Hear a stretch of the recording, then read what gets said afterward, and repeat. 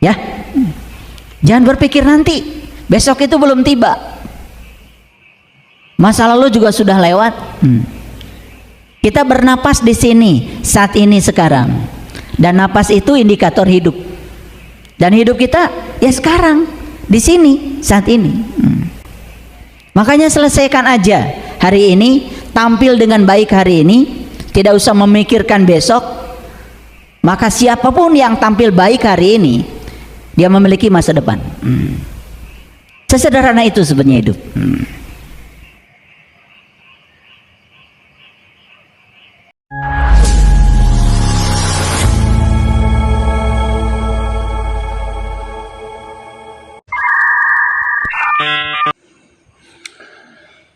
Assalamualaikum warahmatullahi wabarakatuh. Rahayu sagung dumadi, semoga makhluk yang di langit maupun yang ada di muka bumi berbahagialah.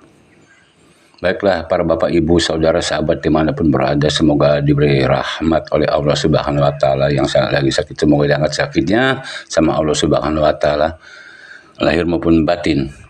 Baik, sekarang akan menyajikan kajian dari Bapak Kiai Saiful Karim, yaitu kajian tentang menggali isinya Al-Quran. Kebanyakan orang pada umumnya penceramah hanya membaca Al-Quran sebatas kulitnya atau cangkangnya saja, yaitu mencarinya pahala surga, pahala dan surga, yang hanya bisa menakut-nakuti dengan narka mengimingi surga, yang ujung-ujungnya rebutan dan mencari panggung.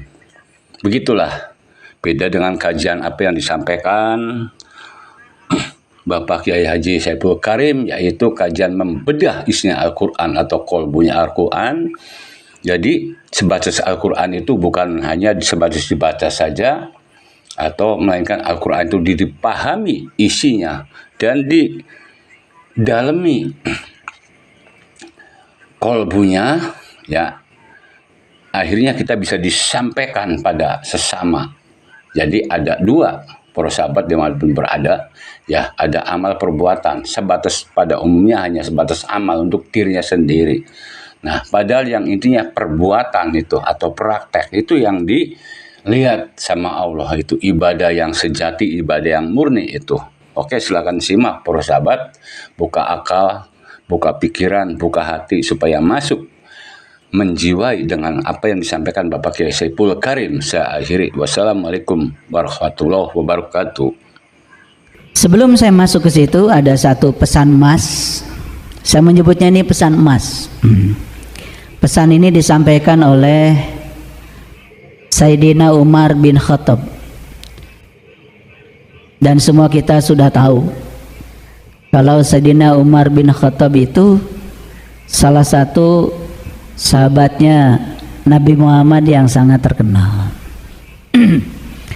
Yang beliau sampaikan adalah, jangan kalian ikuti orang yang pandai membaca Al-Quran, tetapi ikutilah orang yang perbuatannya sesuai Al-Quran.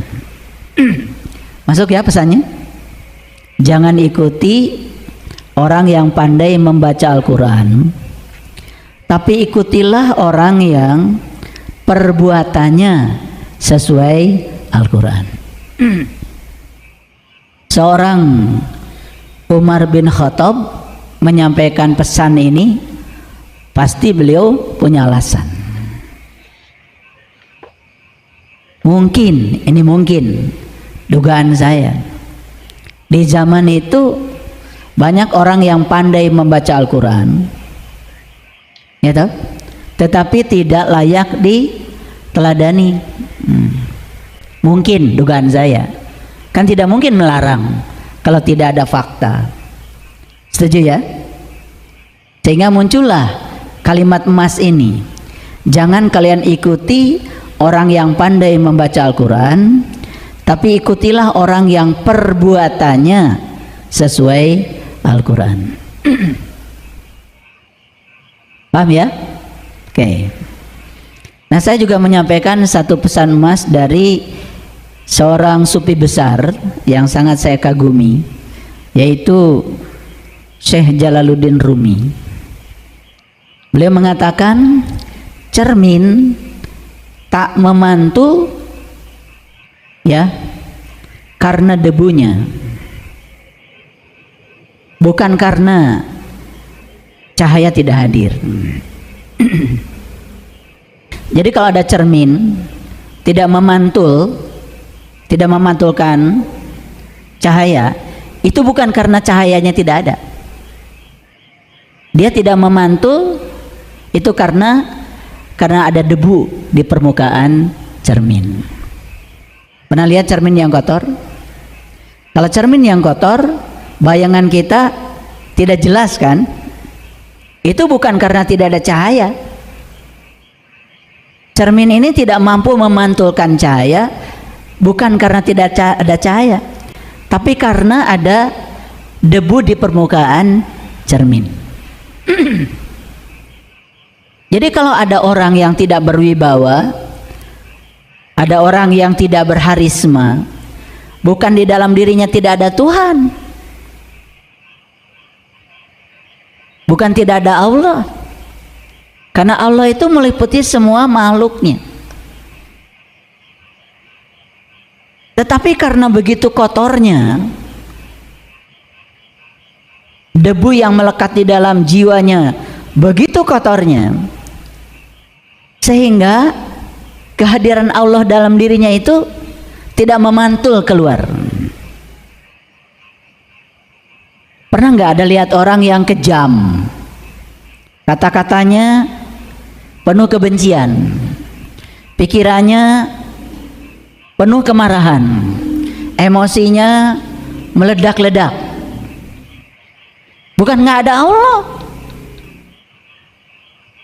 bukan nggak ada Allah dalam dirinya, bukan tidak ada sumber kebaikan dalam dirinya, tetapi begitu kotornya sehingga cahaya ilahi dalam dirinya itu nyaris tidak tampak.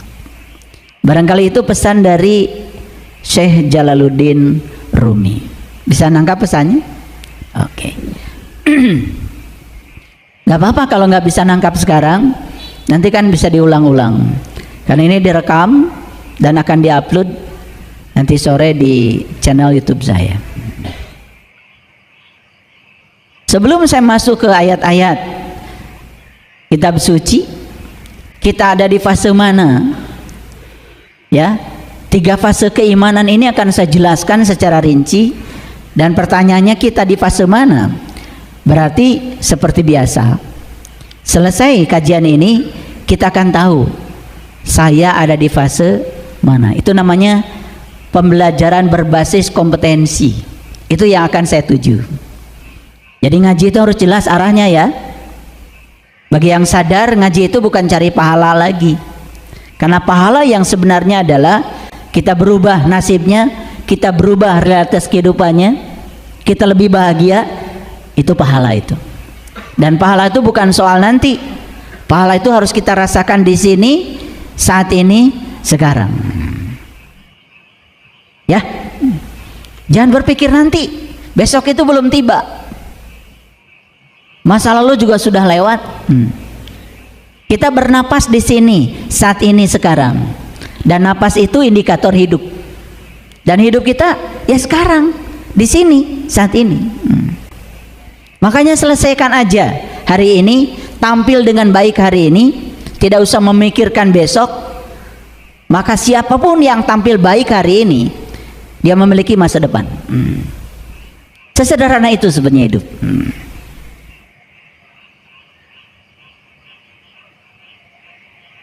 Dan sebelum saya masuk ke sana, sekarang ini kan di dunia media sosial itu ada satu fenomena yang sangat luar biasa.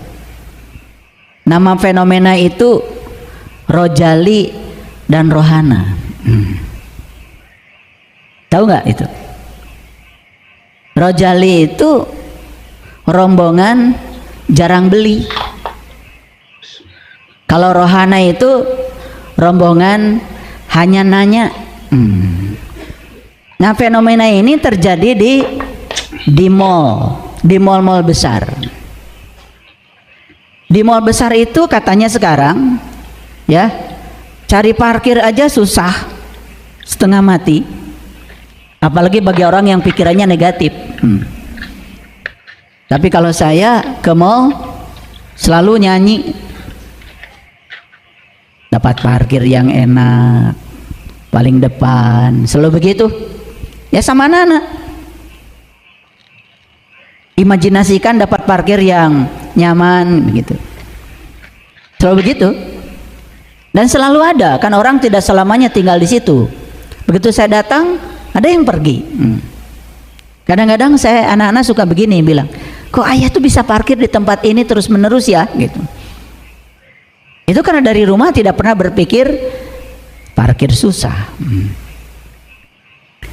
Tetapi fenomena ini, sedemikian banyak orang berkunjung ke mall katanya, tetapi omset para pedagang di mall itu, omset toko-toko itu tidak berbanding lurus dengan banyaknya orang yang datang. Maka fenomena ini disebut fenomena rojali. Jadi rombongannya banyak tapi jarang beli. Nah, ada lagi namanya fenomena rohana. Kalau rohana itu rombongan hanya nanya. Ada lagi ya, namanya rombongan rohali. Rombongan hanya lihat-lihat. Ada lagi rombongan rohalus. Ada lagi itu, yaitu rombongan hanya elus-elus. Ada lagi ini, namanya rombongan rocega. Tahu nggak itu? Rombongan cek harga. Ya, begitu cek harga, langsung otaknya bereaksi, wah mahal. Ini perampokan. Nah itu pasti tidak akan pernah bisa menggunakan sepatu atau baju itu. Makanya hati-hati ya. Kemarin di kajian ngariksa, saya sengaja memberikan kajian khusus diet pikiran dan perasaan. Mungkin ada yang sudah dengar ya. Itu cara merubah nasib itu. Ya. Ada lagi rombongan berikutnya itu romusa. Bisa ditebak? Rombongan muka susah.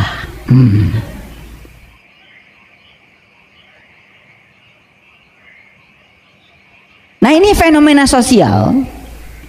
Kelihatannya saya bergurau, tetapi fenomena ini sebenarnya gambaran betapa banyak manusia sekarang ini lebih senang untuk pencitraan diri.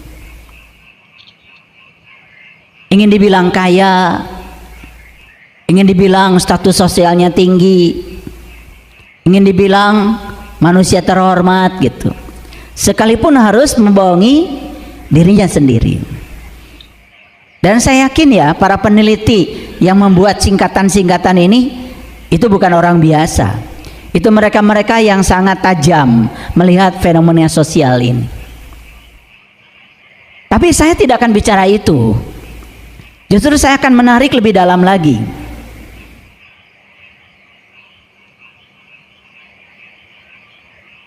Banyak orang yang datang ke mall tetapi tidak berbanding lurus dengan omset para pedagang. Seperti banyak orang yang mengaku beriman, banyak orang yang mengaku beragama, tempat-tempat ibadah sibuk dengan berbagai macam ritual, tetapi tidak berdampak pada akhlak. Itu sebenarnya poin saya. Jadi bukan rojali rohana, itu sebetulnya saya bergurau aja. Nah banyak orang mengaku beriman tetapi moralitas semakin memburuk. Itu poin saya. Banyak orang yang mengaku beriman tetapi dia tidak memiliki ciri-ciri sebagai orang yang beriman. Kalau di Quran kan jelas sekali, ciri orang beriman itu kata Quran, 1 bahagia, ya toh, 2 sholatnya khusyuk, sholatnya ingat sama Allah, bukan ingat yang lain-lain. Yang ketiga, menjaga kehormatan diri, itu kata Quran itu. Ini saya pakai bahasa Indonesia aja. Karena pakai bahasa Arab juga banyak yang nggak ngerti. Yang keempat, tidak pernah melakukan tindakan-tindakan yang nggak penting, kan begitu ya.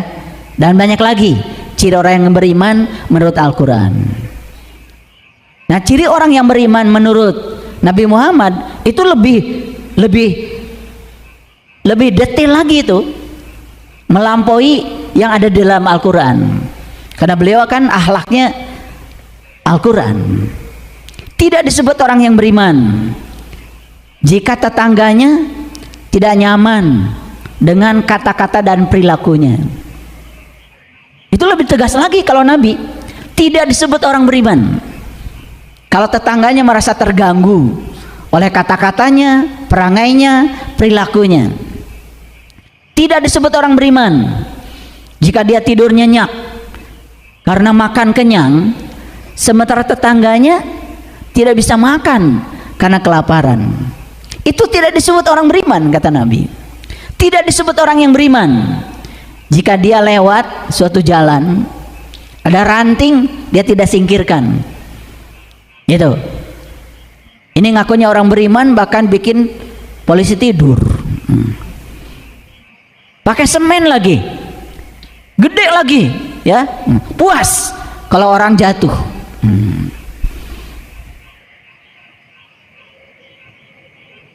Makanya kalau ingin disebut orang beriman, sederhana.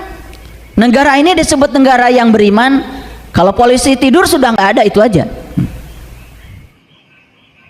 Walaupun karenanya polisi tidur tuh polisi yang paling jujur. Polisi tidur itu gambaran kan, yang berkendaraan tidak tertib, betul nggak? Yang tidak berkendaraan juga tidak terima, kan begitu? Ini masalah kan masalah sosial, kelihatan sederhana ya, tapi ini kan sangat luar biasa kalau kita mau jujur. Ranting saja tidak disingkirkan, kata Nabi tidak disebut orang yang beriman. Nih Bapak Ibu nih, kadang-kadang jadi penitia hari besar agama, bikin panggung di tengah jalan, jelek aja, nggak peduli orang nggak bisa lewat, nggak peduli ekonomi terhambat, nggak peduli orang menjadi susah. Yang penting kita sedang menunjukkan ego keyakinan kita. Ada nggak yang kayak gitu di sini? Ada apa tidak ada? Nggak ada? Oh, alhamdulillah, sudah beriman berarti. Nah, ini fenomena, ya, fenomena. Jadi, ya, fenomena rojali dan rohana itu sebetulnya hanya pintu masuk saja. Saya ingin masuk lebih dalam lagi, ya. Jadi kita beriman itu jangan cuma pencitraan di luar. Iman itu sebetulnya kan masalah pribadi. Yang harus kita tampilkan keluar itu kan sebetulnya dampak dari keimanan itu, yang ujungnya kan akhlak sebetulnya. Maka Nabi Muhammad di cara ciri orang beriman itu sudah lebih jauh dalam dimensi akhlak. Mohon maaf ya Bapak Ibu, saya sarapan pagi aja, sarapan pagi nih, mau sarapan pagi, saya memandang makanan di meja, ya udah, saya tunda dulu makannya, saya keluar dulu, sambil berjemur saya jalan pakai celana kolor. Saya khawatir tetangga saya ada yang tidak punya beras, saya makan yang enak sementara tetangga saya ada yang tidak punya beras. Saya khawatir yang terdekat aja. Jadi saya keluar dulu. Setelah saya tahu, oke, aman, baru saya makan. Masih ingat gak? Saya tidak sekelas Nabi Muhammad, wah terlalu jauh. Nabi Muhammad itu mau minum susu, ya, beliau pandangi dulu susunya. Saya lapar, kata Nabi, dan susu sudah di depan saya, tapi saya khawatir ada yang lebih lapar dari saya. Maka beliau tidak jadi minum susu. Sudah begitu nggak Bapak Ibu iman? Sudah begitu belum? Cocok nggak kalau hari ini kita bahas 3 fase keimanan? Cocok. Nanti kita akan tahu ada di level mana kita. Oke, siap? Siap masuk? Yes. Kita masuk ya. Saya akan masuk dulu dari data. Oh, mohon maaf.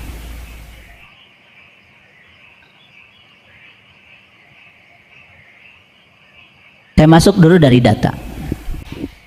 Ada survei terbaru dari Pew Research Center.